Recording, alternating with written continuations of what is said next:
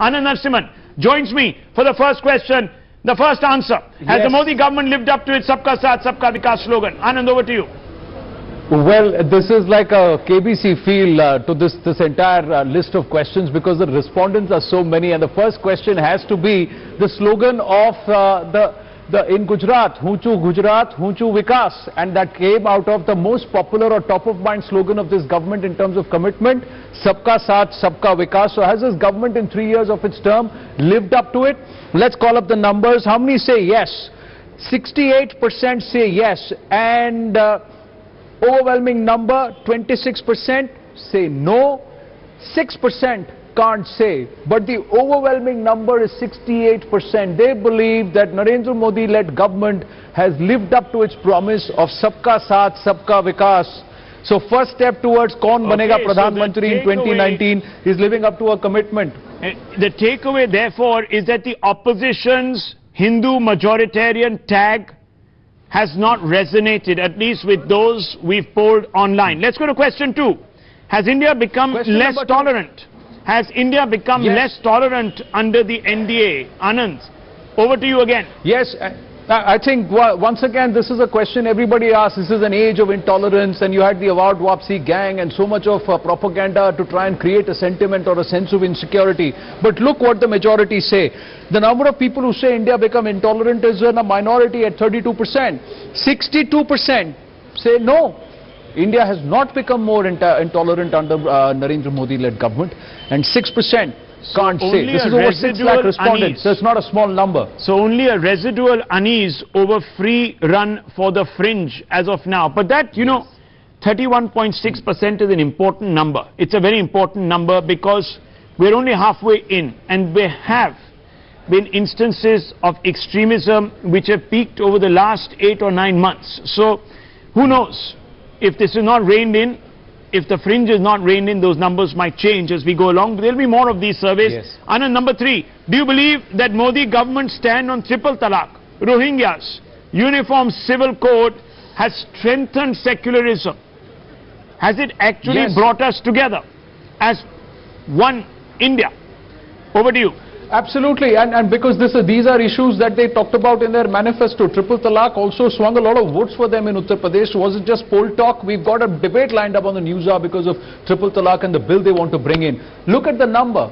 Overwhelming support for the government's position as far as Rohingyas, the Common Civil Code, or the instant teen talaq is concerned. 73%.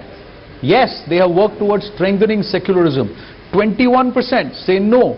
That 6% can't say continues into question number 3. So that's the big takeaway, that the political correctness of left liberals on minority matters has been rejected. Many parties, the Congress, the Samajwadi Party, a raft of so-called secular liberal parties have had a problem with the UCC, have had a problem with the government stand on Rohingya issue, have had a problem with the way the government has articulated the triple talaq issue.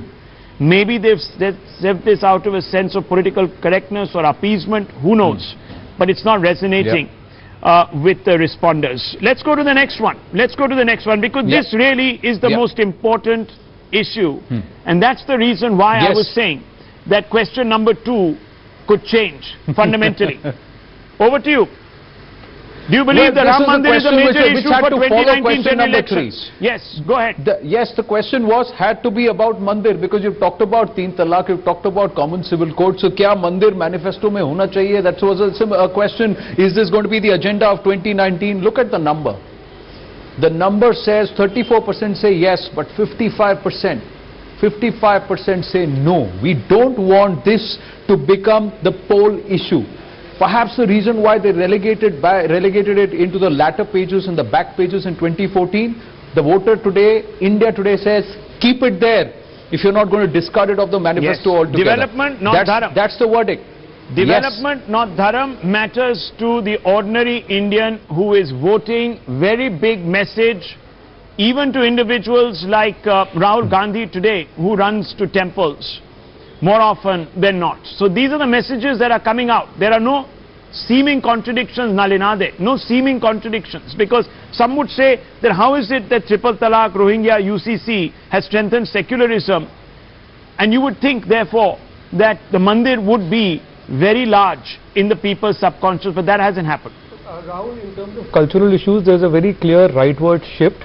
People people question political correctness. People are okay with sort of puncturing the balloons of political correctness which have defined public discourse in India all this while. But I think people are rejecting hard Hindutva. People are saying no to the kind of violence and the kind of extremism we've seen, and that's true in this question of the Ram Mandir, but also in terms of the BJP's campaigning and so on. Questions that we will come to later in this program. The survey shows a very clear no to extremism. I presume this would also include verbal extremism, so hate speeches, bigoted references to various communities, etc., all rejected. Absolutely, that's a very consistent theme running across the survey, and it is important to say this, Rahul, that the internet normally has been dismissed as the domain of the internet Hindu, a term which has been coined, because most responses online tend to be generally rightward.